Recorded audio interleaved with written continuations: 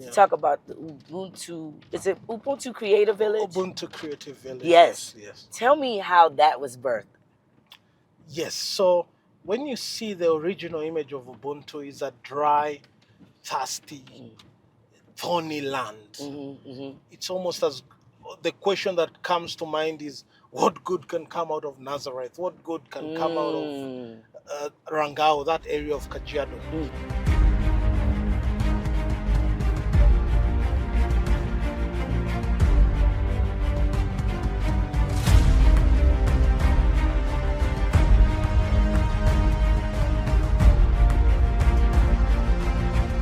All right, we're back with another conversation in culture, right, with us. And we have a special guest with us today, Mr. Elijah Oenga, here with us.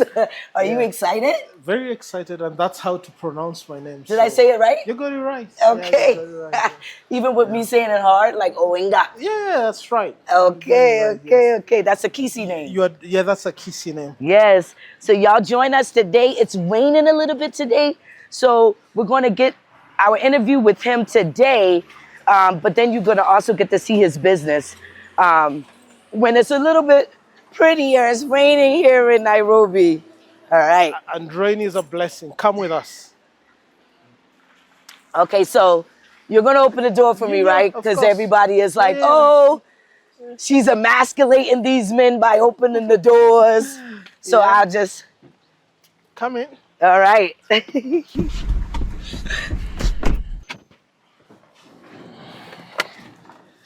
Welcome. All right, guys. As we've said in the beginning, I'm here with another guest.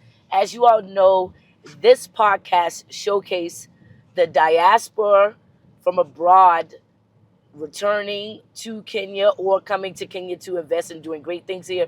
But we also want to showcase the Kenyan diaspora and talk about the great things that they've been able to do in terms of returning home to Kenya.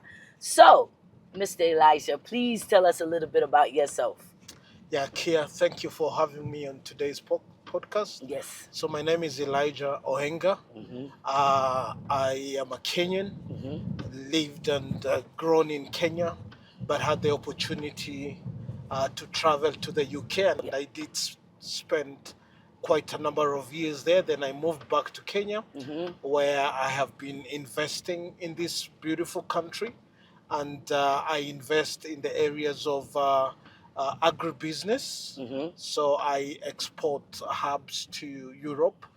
For a long time, I've been doing basil as the primary product. Okay. Before then, I ventured into the real estate part of agribusiness. Yep. Because I then set up a farm resort, Ubuntu Ecology, and with that now I am a farmer, but also into hospitality. Yes. So it's a dual business. You do a lot. Yeah. I want to go back a bit so we can kind of get to know Elijah from the small Elijah, how you progressed to the man that you are. You're well respected in this town, and you've done quite a few things for the community. So we'll get into that. But let's talk about the beginning. Yes. So I grew up in Nairobi. Okay. Nairobi wasn't this busy. Nairobi has grown right in front of my eyes. Yes. It gets more beautiful by the day because the diversity is growing. People like Kia coming in and adding to the vibe of this city. It's the only city with a national park. It's a beautiful city. So I grow. This is my hometown. But then I studied outside of Nairobi also. So Molo Academy is a school in Nakuru. Okay. That's where I spent a lot of my time. And then after high school, I did go to Baraton University within Kenya before I went to the UK for my master's. And that's how I ended up working there for a while before again moving back this way. Yes. Yes. So we fast forward. We're here. We're in Europe. Yes. Tell me a little bit about that experience and did you have a culture shock? Yes. Yeah, tell me a little bit about that. Oh my goodness. Kia, I landed in Europe February of 2008. I think it was around the 18th. Okay. And it is the coldest day in the UK for the last 30 something years. Oh my goodness. So we get to Heathrow Airport. Yes. And we are cycling for over an hour because the pilot can't see. The snow has formed a mountain. Wow. Yeah, so it's cold in UK, but that was cold, cold, cold. That's how I was welcomed into the UK. And in my head, I'm like, I'll be a visitor here. I'm nowhere I'm staying. I know a lot of Africans move out there and they want to live there. But for me, from day one, I'm like, East or West home, I already know that as I land. So I am biased towards Africa as I step foot in Europe, yes. So you get there. Is this the first time you see snow? First time to see snow, yes. Yes, because you're well traveled as well. Yes, yes. Right? Well traveled. So, but you saw the snow, you're like, this is not Kenya. This is not it. So let's talk about, what were some of the industries that because you went to school. Yes. Did you work? Did you start integrating into some of the industries there? Yeah. Tell me a little bit about that. So I did work in the UK because while you're doing masters, you are allowed 20 hours of work. Okay. Okay. So I was on the student visa. So I was able to work in hotels first. I cleaned dishes for my first few years before I established myself and had a few more networks. And then I was able to work in schools as a teaching assistant. Oh, wow. And then I did go to work in the healthcare sector really? as a healthcare assistant. So that diversity, and that's the beauty with Europe now. I know I can go on and on, but you could go in and in 3-4 weeks you get some training, and then you're able to support an industry and get a decent income out of it. Yeah. So I worked for the NHS as a healthcare assistant for quite a while. Okay. And as a student, that was quite some good money for me. Really? Yeah, I started saving to start buying land here at home. We're going to get into that. Yes. We're going to get into that. Yeah. So, wow, that's a very diverse background. I didn't know you did health. Yes. You're a man of many talents. Worked in schools. So, how long did you spend in Europe? Roughly around 8 years. 8 years. Yes. That's a long time. But then even after I moved back here, I kept going back and forth. So 10 years, give and take. But you said your goal was always to return home. Yes. It wasn't like you were going there to stay. Yeah. But technically you became a part of the diaspora. Yes, technically I became a part of the diaspora. Okay. And what was different between me and almost every African I met, because where we worked and where we associated, we had guys from Ghana and Nigeria, Kenya, Tanzania, Uganda. Everybody has this mindset that I'm gonna become a UK citizen. Okay. And I kept challenging them. From day one, I was like, this is not it, bros. We can't leave the land of milk and honey. So as I live in the UK here, my heart, mind, and soul is rooted back at home. And that's why as I do all these gigs, every coin I'm saving, sending it back home, or putting it together and then buying land, because I could not invest in a business. So I thought the easiest way to handle it was to first buy land and then yes. Okay. So you spent the 10 years there. What do you think the best thing that you've learned by living in the UK and now you see that you've been able to implement here in Kenya? Yes. So, in Europe, I learned a lot. The work ethic of the Europeans is very, very commendable. They will close a road overnight, and in the morning, 100 kilometers has been paved. Right. Hundreds of kilometers. So I kept wondering how, and then I loved how there was no second guessing. Here, the second day I was in UK, I drove all the way from Reading to Essex and back the second day. That is over 200 kilometers back and forth. Do you know why I was able to do that? What? The roads are marked, the signs are done. So that kind of structure really has benefited me from the little things like road signages, and I don't leave anything to chance now. No. When I work with people, I like to, show them the way and go with them, because I understand that the clearer the directions are, the better we all get to the destination. Wow. Yeah. So that's something that you've brought with you back home. Yes. So let's talk about the transition from finally deciding to leave the UK and return home. How was that? It wasn't an easy decision. Right. Because there was that route to continue and get permanent citizenship.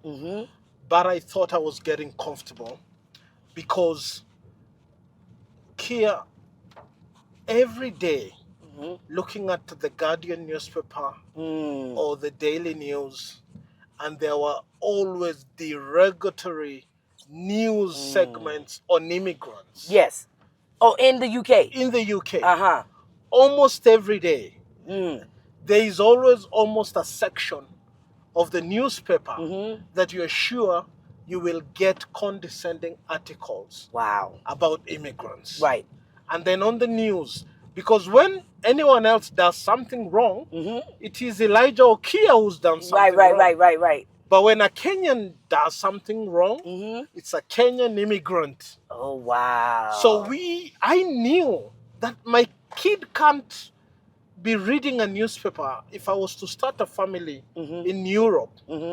He has a collective shame that he is born with, and he inherits a colonial, derogatory view of himself, because he is first seen as an immigrant, not a human. Not a human. And when one immigrant does anything wrong, it's a blanket. Imagine blaming the whole of US. Oh, well, we know as Black Americans. Yeah, we share. We fight a lot, but we share so much history. We do. That we will do better to embrace each other, because we have a collective future if we work together. But if we keep tearing each other apart, we struggle. We struggle a lot. Yeah. So you said that the transition wasn't easy. What about it was hard? So you're used to this. The pound is strong. Yeah. The pound is the strongest currency. So you are used to these pounds, and as you move home, you've invested in some assets. But it's a gamble. It's a risk. Yeah. But you're also thinking, if I stay here, the most I can be, the ceiling is so low for Black Americans or immigrants. Or Africans, wherever we go. Because you can't be this, you can't be that, you can't be a president, you can't be a governor. Like, they have set the ceiling so low for you. Yeah.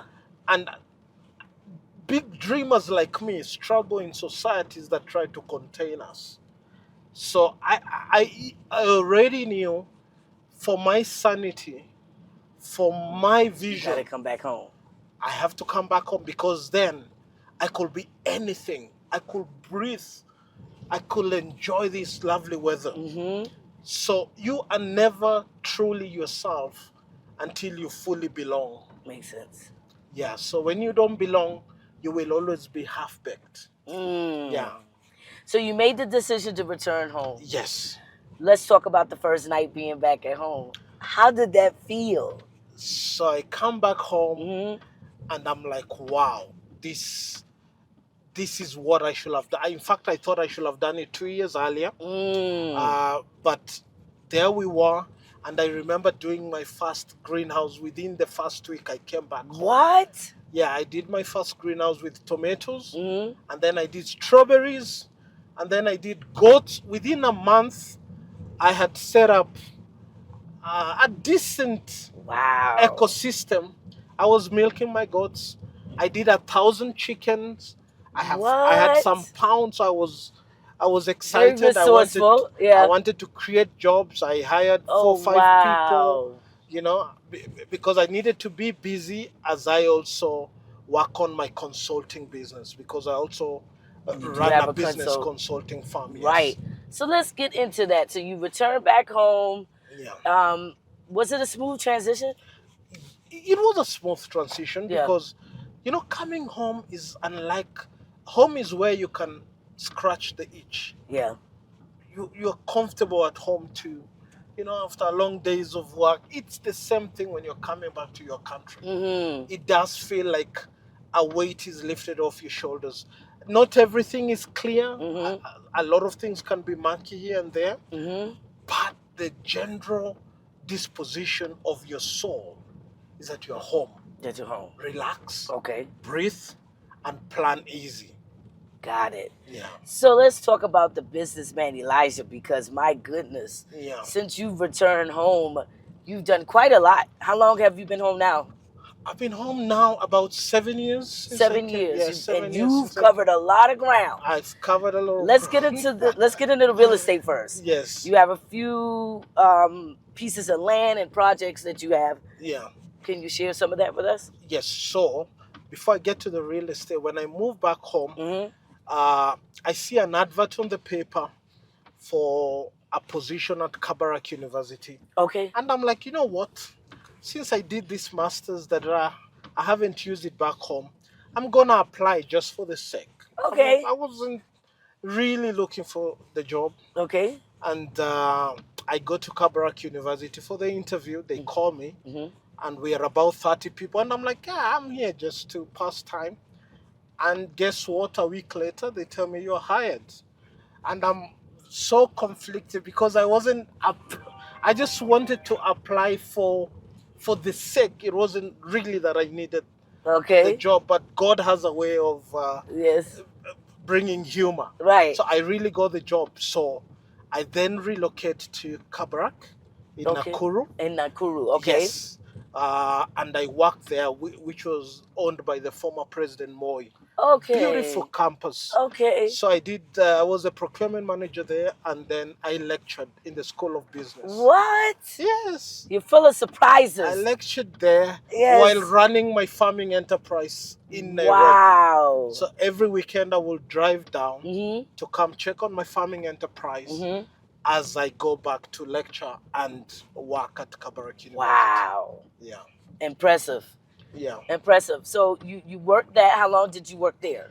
About 5 years. 5 years, okay. When I came back, so 5 years. Okay. And then on the 5th year, I resigned from Kabarak University because I really wanted to push my consulting business and the farming side of it. Okay. Yeah. So let's get into that before we get into the real estate. Let's talk about the consulting business. Yes. So I set up a consulting business where I work with local firms and international firms, especially NGOs and multinationals in the areas of business strategy, communication strategy, and I also help them do analysis, surveys and research before they decide to set up in Kenya.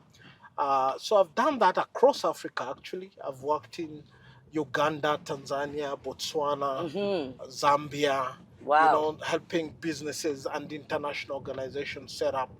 And was that transition easy to kind of cultivate this network and these relationships while moving back? Kia, nothing is easy, right. But there are people like me who make things look easy. You do? Yes, because that is my natural disposition and mindset.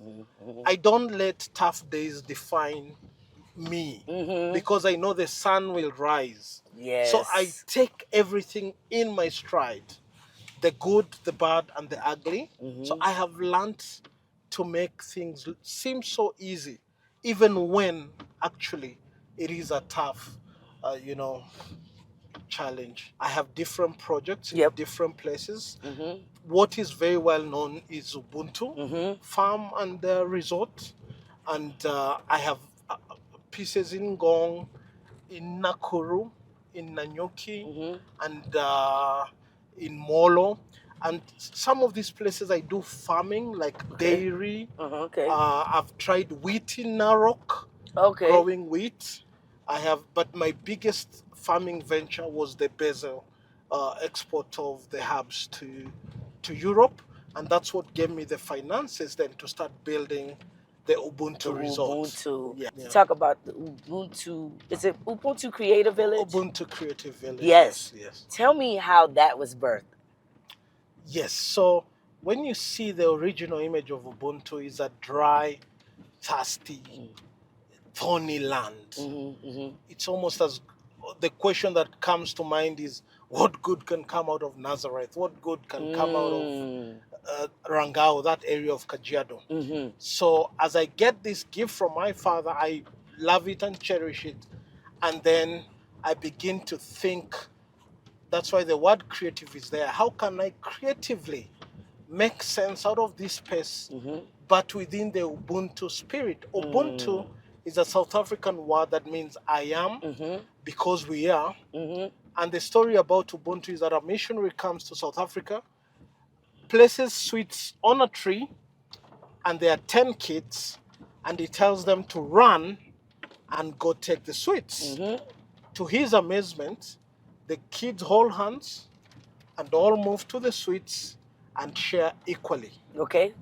So I am a believer that there is enough for everyone's need, Yes, I not agree. for everyone's greed. So Ubuntu positions our businesses and our being that we don't have to squeeze out of another. We can all make a living decently with a dignified income. Yes. So at the core of Ubuntu is people. It's people. Yes. Yes. It's not the capitalistic mindset pushes us to look at dollars. We forget to see people. Yes. When you see green dollar bills everywhere and you don't see people, then Mahatma Gandhi, although we disagree with a lot of issues there, you know, he was a racist. He was a racist, and it's well known. But he says, you know, there are 7 ills, and business without morality is one of the ills. Politics without principle is another ill. Right. Wealth without hard work is another ill. Yes. You know, science without humanity is another ill. You know, and when you look at this, I agree with him, as racist as he was, that business without morality.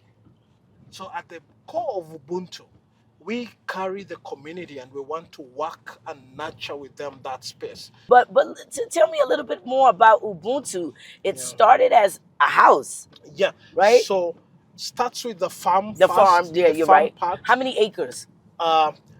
It is on 7 acres, but the total property that my dad owned there was about 22, and then shared with my brothers. So I'm working and tilling about 7 acres. Okay. So I started with greenhouses, which I grew herbs, basil for export. Yes. And from the income that I made from that, I started growing the real estate part. Right. And we are currently at about 20 cottages. You know, we have a wedding ground. Yes. We have a spa, a sauna, a steam room.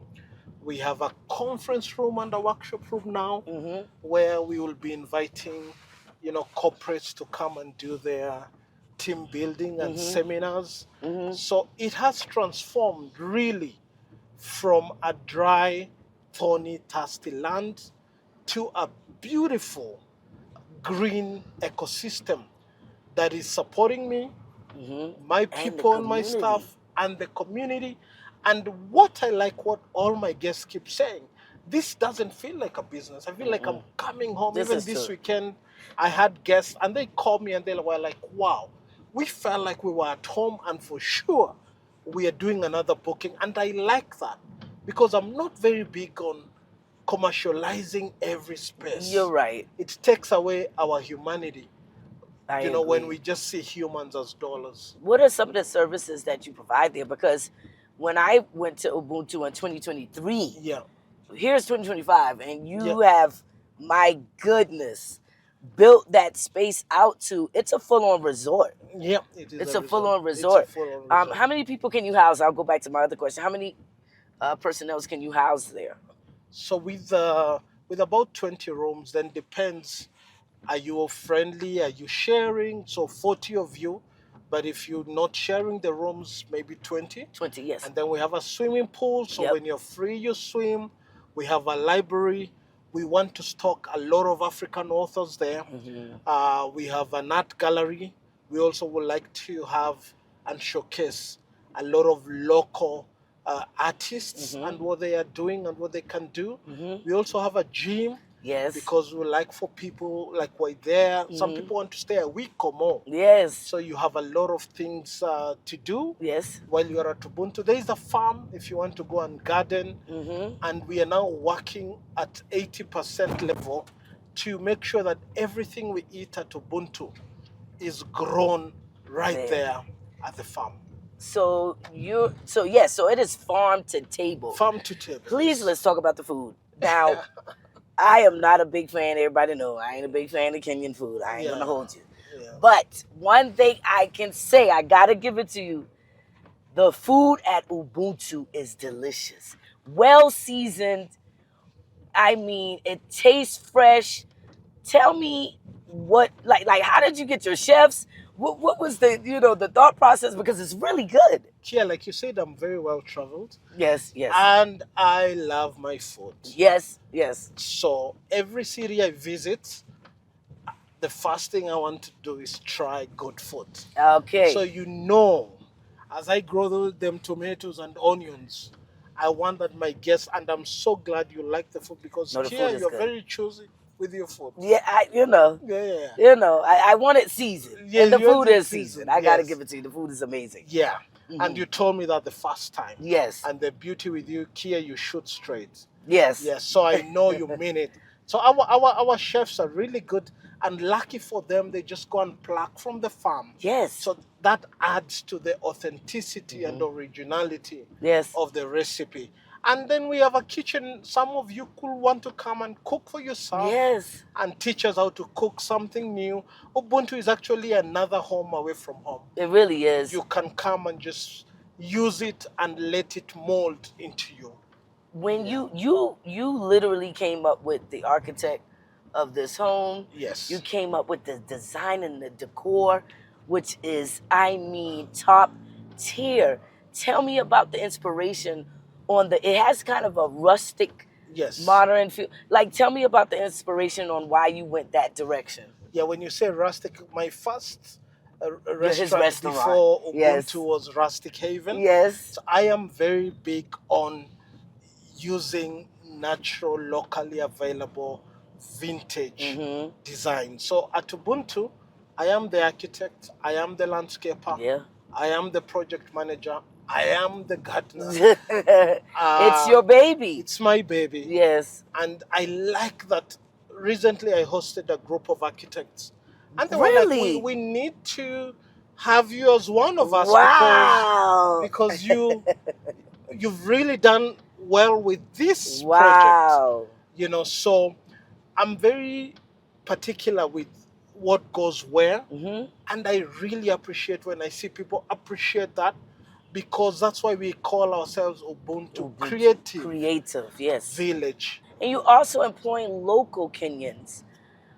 What does that mean to you as a diasporan returning home and being able to employ your fellow Kenyans? Kia, in 2022, I was vying for the position of Member of Parliament in Nairobi, Dagoretti North. And the biggest bill I was going to introduce in Parliament was about job creation. Okay. I am very, very particular about creating dignified, decent jobs for our people and our communities. Because when you take away the ability of someone to feed themselves, they lose the vigor for life. This is true. So I was number 2 in that election. You were. But my tagline was, I'll give you a fishing rod, I will not give you a fish. I will teach you how to fish yourself. So I was working with a group of women to package fresh farm foods from my farm. I was working with a group of young men to make wooden furniture. I was working with a group of young ladies to make leather bags and leather shoes. And those programs really showed me that as a people, we need to start looking at vertical integration and how we can grow systems and structures that benefit our people, our children, and our countries, build a legacy through what we do today. Correct. Yeah. I love that you brought that up. He's an important man. He's very humble. I find out something new every day with him because he's not just a boastful man, but he's a very humble man, very giving. So we became friends over time, and we started our business. I want to segue because I look to him as my advisor, my mentor. We're age mates. Yeah. I'm actually older than him. Am I older than you? No, I'm older. Maybe I know we be teasing each other by a month. But I call him as my advisor, my mentor. I admire this young man and the work he's done thus far. I want to segue whereby we've been working with each other and we partner on a few things. And we got some really great things coming up. Yeah. December, we're looking to set up a spa. Yes, a spa. Yeah. We're working with you with Ubuntu and Journey Back to Eden. The Journey Back to Eden, all of those things. Yeah. But through the process of working with each other, culturally, we've been able to come to the table and kind of add value to each other. Yep. Right? Yep. You've been able to advise me in ways that I didn't see. Yep. I want to talk about the importance of connecting the dots between ourselves as the African American community and I like to call you guys our Kenyan cousins. Yeah. Where do you see we can best benefit each other? We talked about creating verticals, and I would love for you to kind of give us some feedback and guide us down this journey that we're starting together. I think, first of all, this is the right opportunity to share that I really admire how you run your company here. Thank you. How you've really embraced your staff. They feel more like family whenever I come to your office and hang out with your team. Mm-hmm. You've taught me a lot there. So as I teach you, I learn a lot. Mm-hmm. You have skills there that I could pick and use as I grow my businesses. Therefore, our cousins, our Black American friends, there is so much we can do together. Mm-hmm. But the white folks, they know very well, if Africa unites, there is a lot they will lose because they are dependent on African governments allowing them to come to Africa and take resources like diamonds is processed in De Beers in Switzerland, chocolates in Switzerland, but they don't produce cacao. It's produced in Ghana, rubber in Liberia, tea and coffee in Kenya. If we started investing in vertical systems, because Kenya produces coffee and tea, but we don't manufacture. Then it goes to the UK. Correct. They put it in a nice packaging called Nescafe. It comes back to me at 10x the price. Which is insane. There is an opportunity. Instead of spending time bickering and fighting, Africans are good at this, Black Americans are good at this. Our diversity is our strength. We are not the same. We are different, but that's where the opportunity lies. You bring skill sets like what Kia brings, the ability to put systems and structures into people. And Africa brings to you a lot of human resource, a lot of intelligent folks out here, intelligent in IT, intelligent in... If we choose to start working together, I see agribusiness vertical systems where Kenyans who own these tea farms and coffee farms start working with big minds from the US, our Black American cousins. And we actually manufacture here. Yes. Look at soaps and L'Oreal on this. Africa is the leading producer of some of these ingredients. The eucalyptus oil and the aloe vera and the Arabica gum. We have it all here. But they come and take that go add a brand on it, and sell it back to the world with 10x the price. Yes. These are opportunities for integration and working together. Yes. Look at our sports and music and art. It's another area begging and screaming for investments. South Sudan almost beat the US in the last NBA. Yes. If you look at the Premier League in UK, a lot of black people in all teams doing very well, but these guys didn't come from a football academy. You can imagine if they went like Ronaldo or Messi to a football academy. These are people with raw talent. Imagine black Americans coming here, LeBron James and all these big names, and we start investing in grassroots basketball, tennis. Serena Williams, no disrespect to you at all. You are the great, you're a GOAT. But if these young girls in Kenya, in Uganda, with their muscles and stamina, if they held their rackets at 4, 5 years old, oh, Serena, we're going to have a match. Let me ask you this. Can you explain the difference between vertical and individual business startups? Yes. There's a difference, yes? There's a big difference. A huge difference. And I want to add there why I'm asking that. Yeah. The importance to look at it from a positioning of creating verticals as opposed to individual business startups. Very good question, Kia. Very, very intelligent question.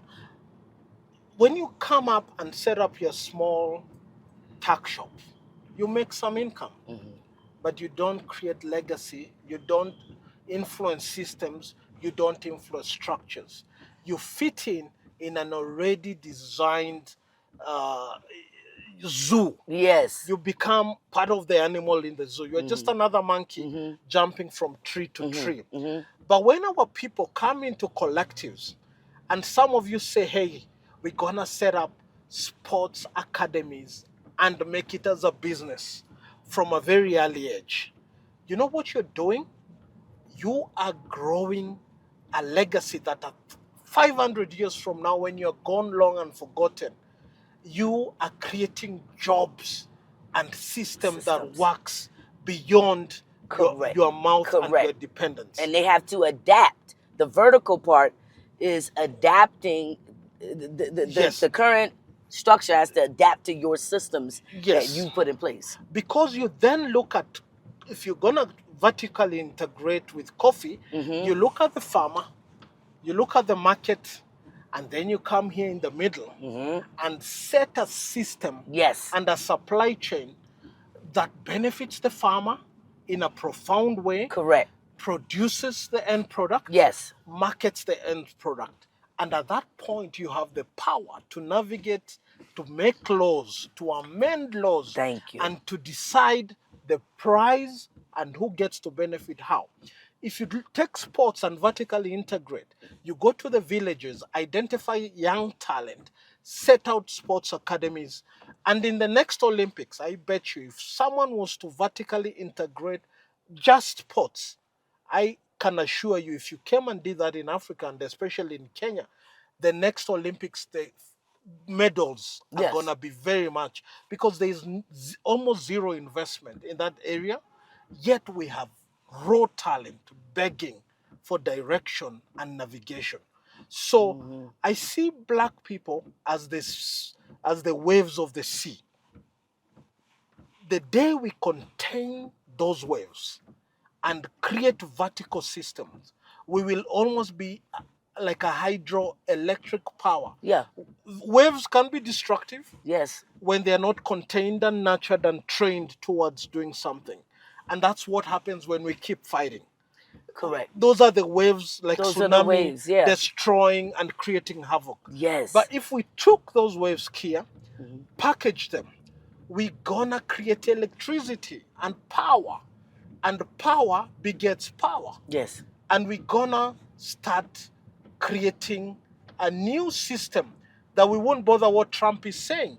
Because we will exist outside of the white superiority dominant system. Correct. But we don't know this and they know. So we are subservient to them.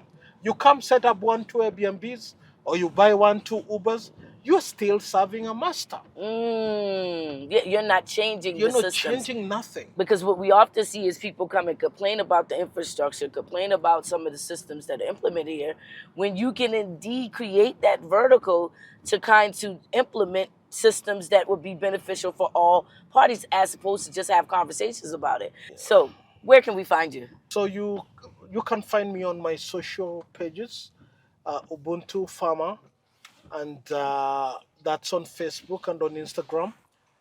You can also find my page, Ubuntu Ecolodge. It's on Instagram and on all other, even on our website, www.ubuntuecolodge.com. I would love to host you soon. Yes. Karibu sana to Kenya and to Ubuntu.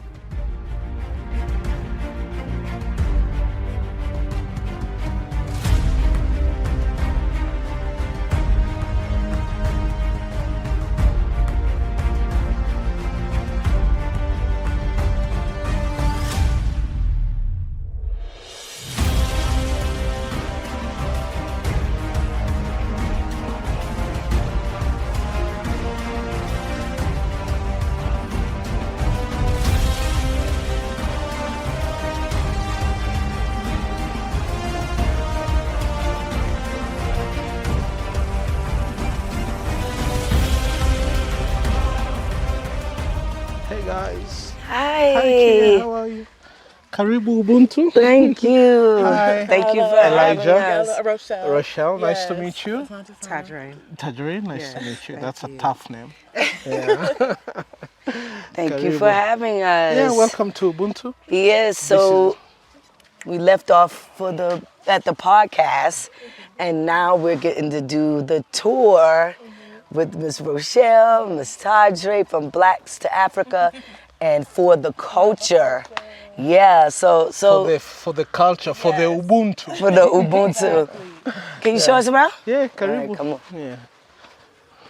Ubuntu farmhouse. Love it. Love it. Yes. What was the inspiration for this particular kind of walking? What is it? The idea is Welcoming, to actually yeah. cover this with a lot of bougainvillea, Right. and passion fruits and all creeping plants. Wow. So very soon you should be walking on that green entrance. So you're still adding on Yeah. as you go, as we can see. This is a long journey. This is a long I journey. came here about 2 years ago, guys. Yeah. And when I came here 2 years ago, this was just that. In the last 2 years, or less than 2 years, this man has built all of this Yeah. by himself. Thank you. Yes, Asante. thank you. We've been growing every day. Every day. And it's gonna get better. Yeah. A lot of plants and all that. This is a fireplace. We love holding conversations, in the evenings. So we light the bonfire and we get to sit around the fire and get to enjoy. Make sure y'all like, comment, share, and subscribe to more videos like this. As I always tell you, you're not going to catch this anywhere else but on Traverse Culture.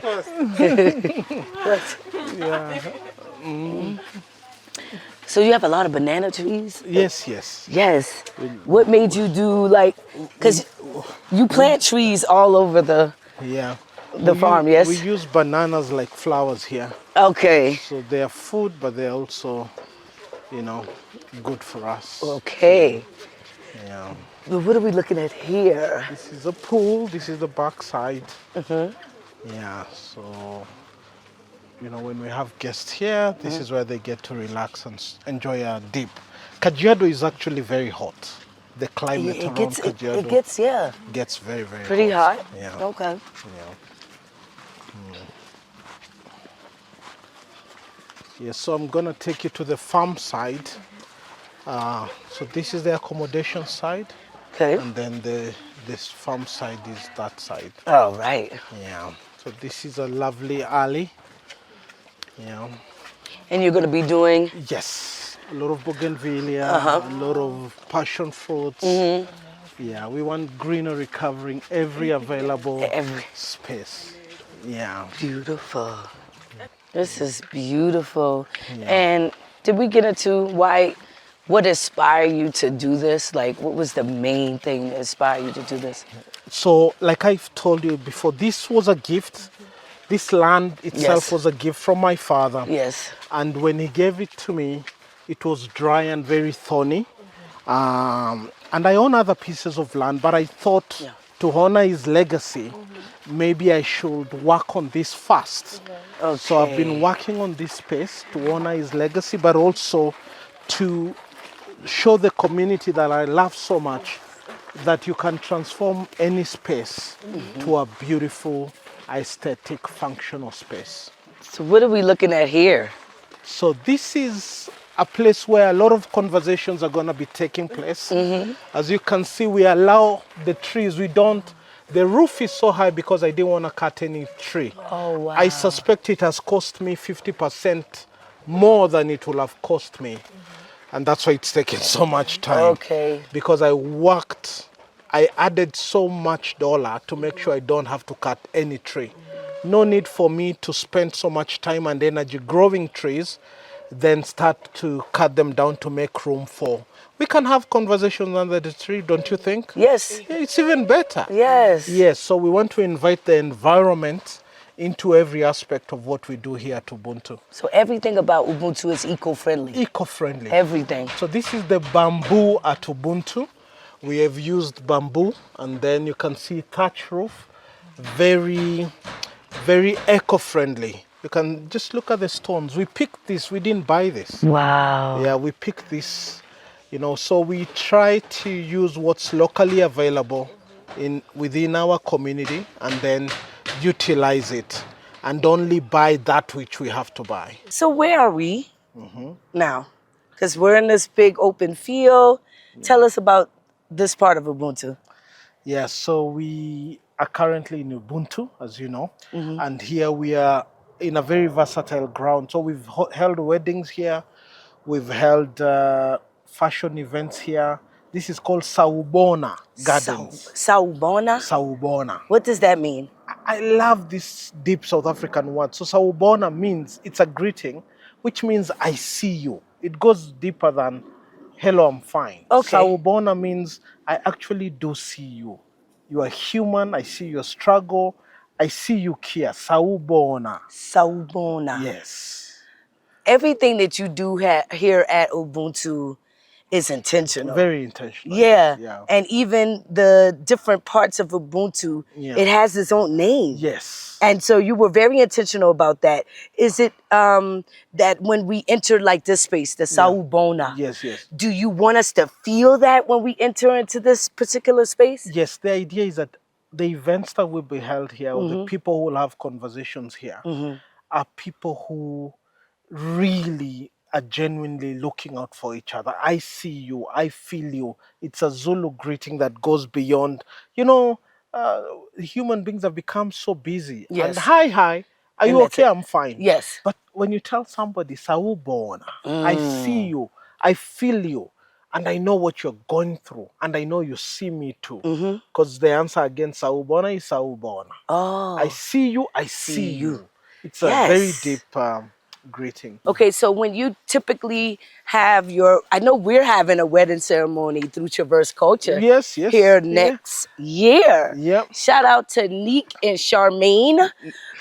They will be joining Traverse Culture and Ubuntu to do their 10-year anniversary wedding ceremony right here at Ubuntu. So I can already see the vision of beautiful Charmaine walking down the aisle, and we have the chairs here situated, and then we get here at the altar where Neek will be waiting for her. How have it been for you in terms of your clients coming to use this wedding ceremony space or this as a venue, period? Yeah. First of all, shout out to Charmaine and Nick. We are waiting for you. Karibu Ubuntu. I follow your pages. You guys are fire. Yes. I laugh a lot. Keep that love burning and cement it here at Ubuntu. Absolutely. So when we host events here, we hopefully have created a lifetime bond and memory with the people who visit with us, because we would like for them to plant a tree. Every time you finish a wedding, we show you a space and you plant a tree that forever reminds us that you were here and forever reminds you that you are here. And it's up to you guys to help us nurture that tree together. Okay. Because tree like love needs a lot of watering, a lot of Can you pampering. help me, sir? Yeah. Look, just imagine. That's this is beautiful. Yeah. You know? Love it, love it, love it. I love the intention behind it. Where are Yeah. we going next? Y'all, for the audience that's watching, make sure you like, subscribe, comment, and share. Mr. Oenga and Ubuntu have been a 3-day period, so I know you guys have seen us in the car. You seen us yesterday Yeah. with Tadre and Rochelle from Culture, and then you see us today. We got to spend the weekend here, complimentary to Ubuntu. So Yeah. thank you. Yeah. Where are we going next? So I'm gonna take you down to the spa. We have a farm gym. Then I'm gonna show you the farmhouse. We also have a conference room here. If people wanna, hang out and also have corporate conversations, we have that space. And we also have an organic farm and farm animals where we give food farm to folk. Yeah, we got to Yeah. see that yesterday, which was quite interesting. Yes. So you guys, make sure you watch the video in total, but let's go. Yep. Are here Yeah. in the spa area. What's the name of the spa? Arohamai Spa. Because I saw that and I couldn't pronounce it. It's written there. Uh-huh. It's a Maori word. I pick the best words from all over. And Maori, Aroha Mai, means love back to myself. Ah. We give so much love to our children, Yes. our teams, our family. Sometimes we forget to love the most important person, and that's you. So we want this part to remind people, before you can extend grace, love, or forgiveness, you first enjoy it for yourself. I love that. I have that tattooed on myself in Arabic, love yourself first. Yes. But so that's Aroha Mai. I love that. Aroha Mai? Aroha Mai. It's Aroha Mai. Maori, New Zealand. New Zealand. Yeah. Wow. Oh, yeah, they're powerful. Yeah. So what are we looking at here? So this is a natural organic ice bath.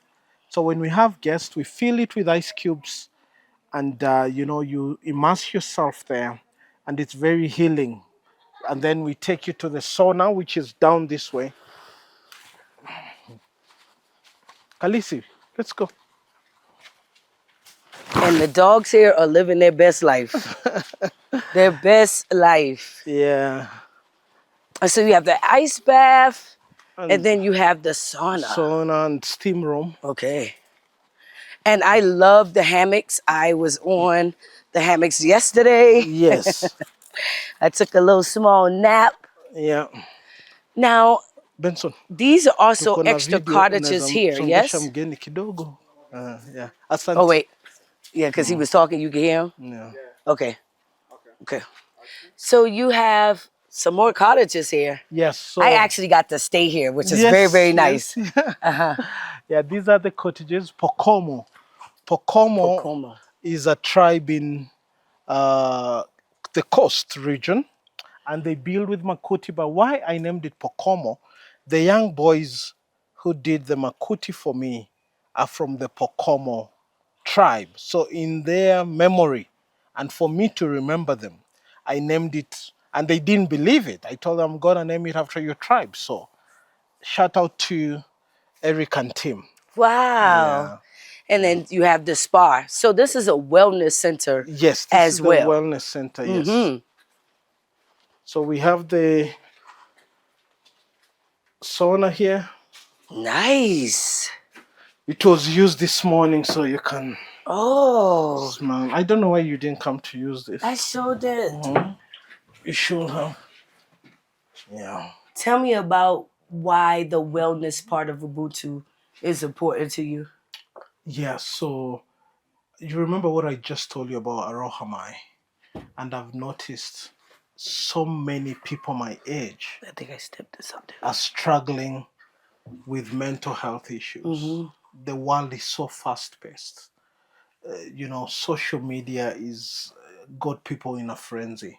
So at Ubuntu, we want to remind people that you can take a step back and actually soak in life and the moment. You don't always have to be in that fast-paced environment because it's causing a lot of people to have mental health breakdowns. Yeah. So Ubuntu, in a nutshell, is a story woven around you, you know, reminding yourself that you're the most important person. Kia, if you're not here tomorrow, do you know what? Traverse might go on. That's true. It should go on. It should go on. Yeah. But while you're here, kindly you're the most important person to Kia before anybody else. So that's why the wellness part of Ubuntu, because the moment you learn to love yourself properly, you will have so much love to give anybody else out there. Makes sense. Yeah. I think I stepped in some poop. Oh, maybe dog poo. Yeah. It's me. Dog. In here, come with me, Gus. In here, we do the mud bath. Wow. People soak in the black cotton soil of Kajiado. And it's, again, very, very healing, you know.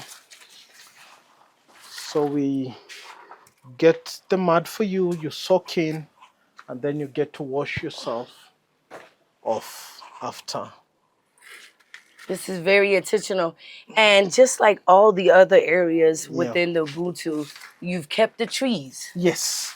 Banana trees. Banana trees for privacy, but also just for that wellness aspect of it.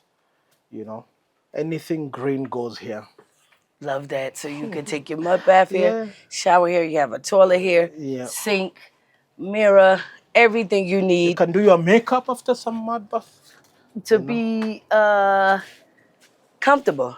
Okay. Nice.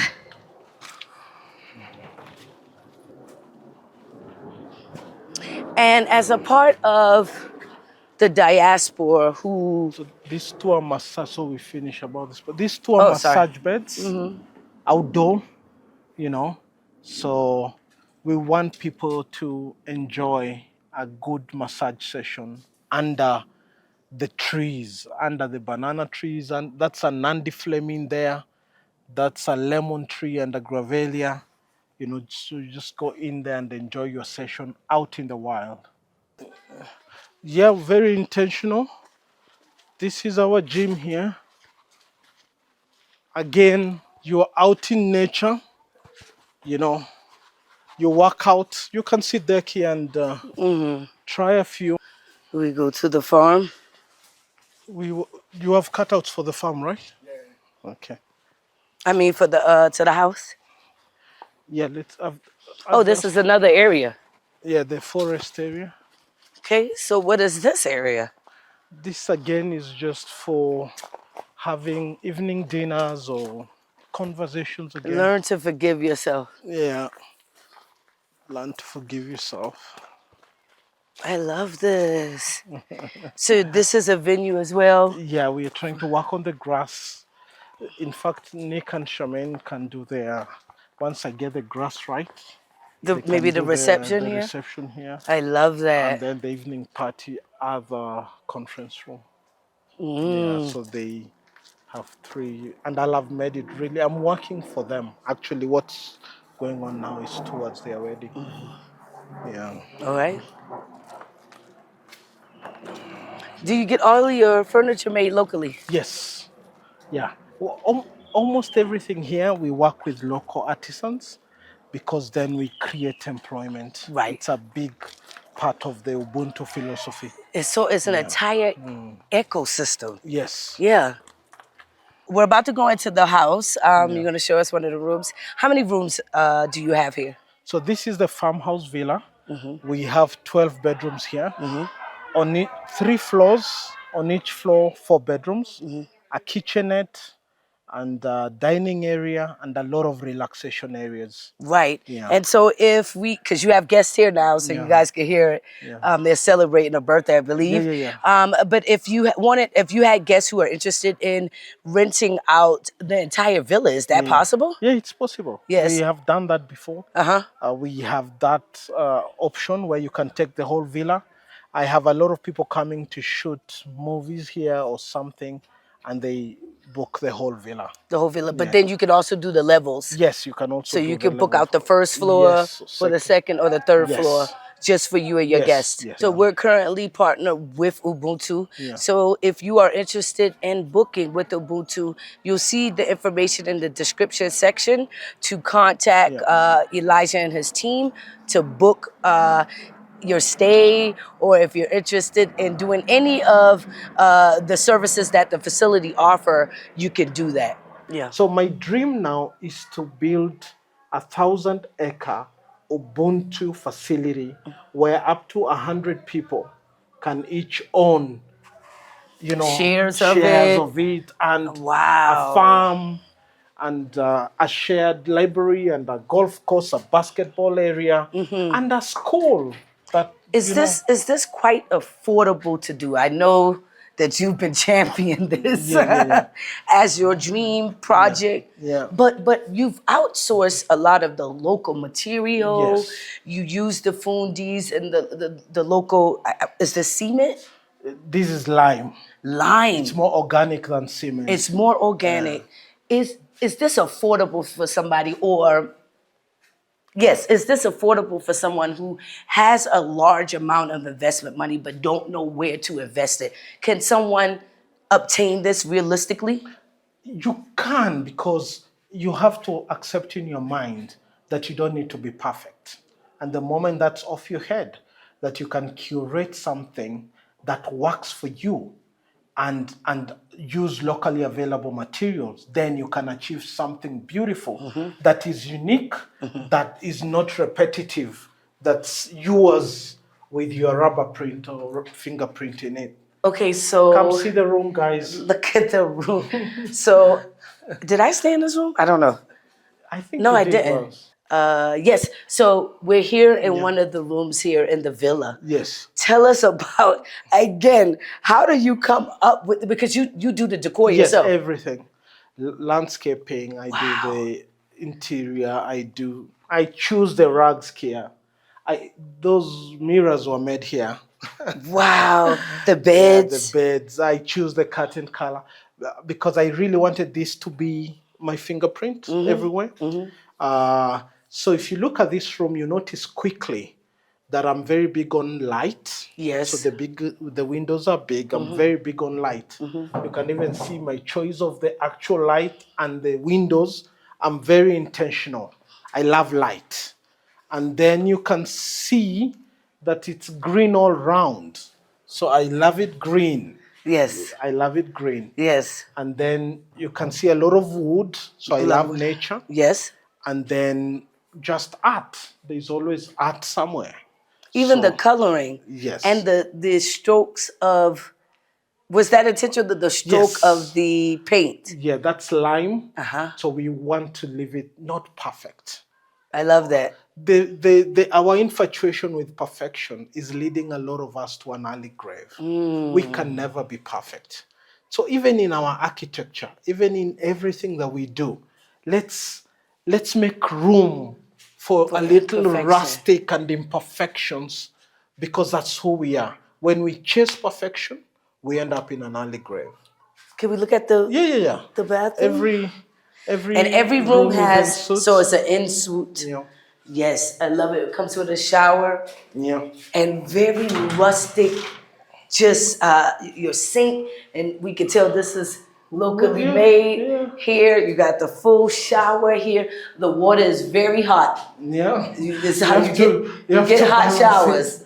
But that's good, because some people have complaints about going to resorts and the water is cold, but it's very comfortable. It's very comforting to have this open space and still be in nature. Yeah. I love that. Yeah. And you can see our towel holders are just pieces of wood that remained. Yeah. And but it still gives you the modern feel as well. Yeah. But that very organic and rustic. Yes. I love that. Yeah. A lot of space for your clothes. If you're here for more than 2 days, you can even stay here for a month. You said you had a guest that was here for a month. I love, now look at this. This is beautiful. Yeah. This overlooks the swimming pool and the farm. And here, when you open the window, you can see that gust of crisp pressure. Yes. That's very intentional. Yeah, it's very intentional. Oh, yeah. Yeah. Beautiful. What are you going to be doing there? Cocktail in the evenings for sunset. Okay. So that's going to be a place for... Is that organic cocktails? Yes, organic cocktail. Yes, of course. We have a lot of mints in the farm and lemongrass, so we'll be making herbal teas and yeah. Love it. Yeah. And did we capture the common space here? Yeah. So for anyone who's interested in renting out this floor, they have this entire... This entire, space belongs to them. So you have 2, 3... 2 here, 2 bedrooms here, to the other side, that's 4. And then all this open space. So a family or a group can come Yeah. and again, rent out this whole space. How much is that? Can we talk about pricing?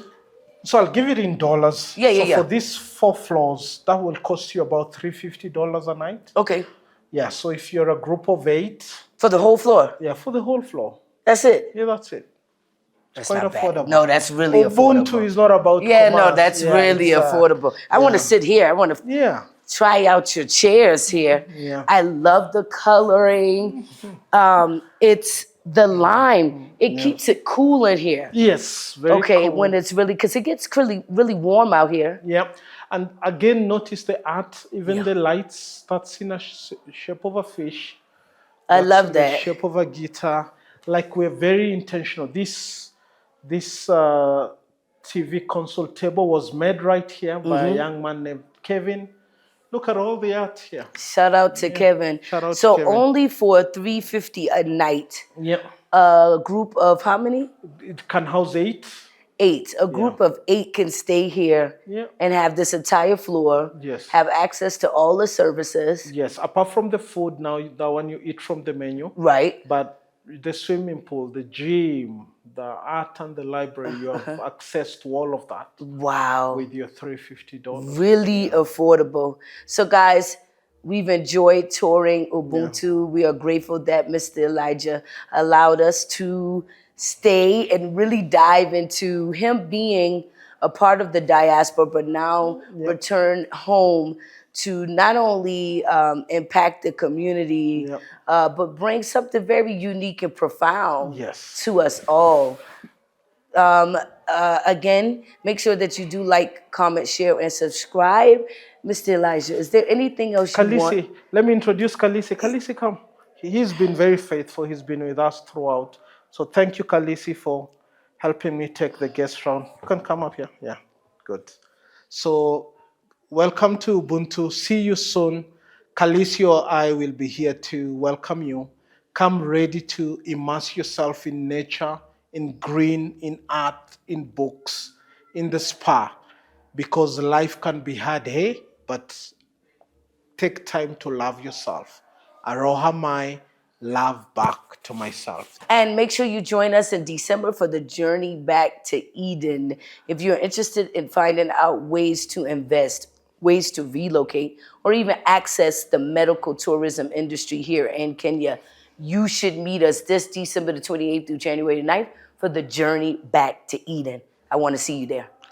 Peace. Thank you. Peace.